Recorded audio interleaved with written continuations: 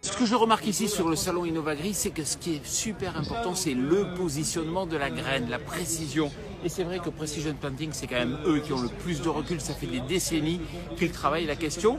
Et ce que je constate ici sur le stand Latitude GPS, il est possible de faire du rétrofit, c'est-à-dire bénéficier de cette technologie, quelle que soit la marque de son semoir. Bonjour et bienvenue sur le stand Precision Planting. Je vais vous présenter notre stand et ce qu'on a présenté lors du salon Innovagri. Donc tout d'abord, on peut commencer ici avec la démonstration de nos essais qu'on a fait en champ à 8 km d'ici. Donc on a voulu mettre en évidence les problèmes d'émergence et l'impact que ça peut avoir sur les rendements lors de la récolte. Donc ici, on est venu lors de l'émergence mettre des drapeaux dans les parcelles pour connaître les jours d'émergence et les retards directement après le semis. Donc ici, le premier jour, lorsque 40% de la population a levé, on est venu placer le drapeau 1, 24 heures après le drapeau 2, 24 heures après le drapeau 3. Ici, on a donc des plantes jour 1, jour 3 et jour 4.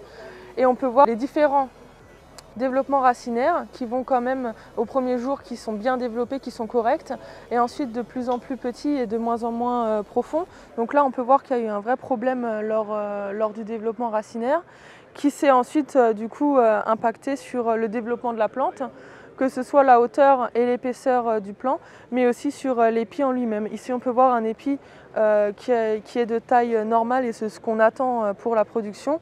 Ici déjà plus petit et ici encore vraiment beaucoup plus petit.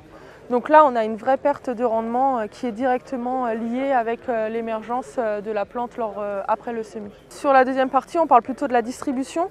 Donc on a un manque, un double. Et on peut voir au final que ce soit le manque ou le double, l'épi qui est accroché à la plante est quand même moins productif que celui qu'on peut retrouver sur une plante normale.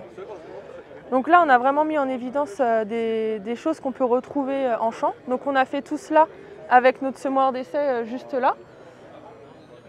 Donc c'est le semoir d'essai qu'on utilise pour faire tous nos essais pendant la saison. Donc on va venir, cette année on a pu semer du maïs, du tournesol et on peut du coup avoir cette base de données pour pouvoir montrer à nos clients qu'est-ce que nos produits peuvent changer à leur semoir monograine. Et en fait Precision Planting aujourd'hui on est rééquipementier de semoirs, donc on va venir rajouter nos produits de la gamme aux semoirs monograines déjà existants sur le parc de matériel. Donc on est compatible avec Monosem, Gaspardo, Kuhn, John Deere, Waderstadt et Horsch. Donc on va vraiment venir rééquiper les semoirs existants pour leur apporter, pour aller un pas en avant vers la nouvelle technologie et le semis de précision.